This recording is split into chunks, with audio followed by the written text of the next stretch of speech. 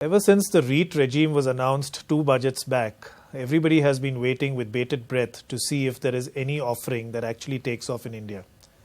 Initially, there were a lot of issues from a tax perspective.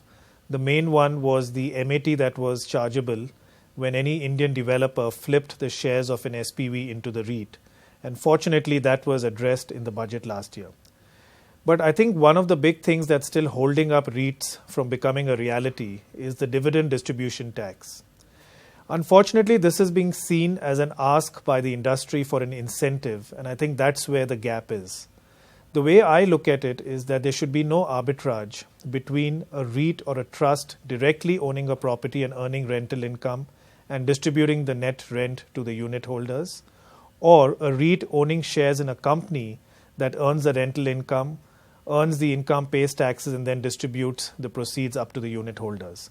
But unfortunately, in the current tax regime, in the second scenario, there ends up being a 20% tax leakage in the form of dividend distribution tax.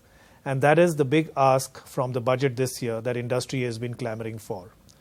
Like I said earlier, if the government views this not as an incentive or a giveaway, but really removing an anomaly that creates an unfair difference between a direct and indirect ownership of property, I think in a scenario where interest rates are still relatively high in the Indian context, it will be the last straw on the camel's back that can make or break this big initiative of the government of India.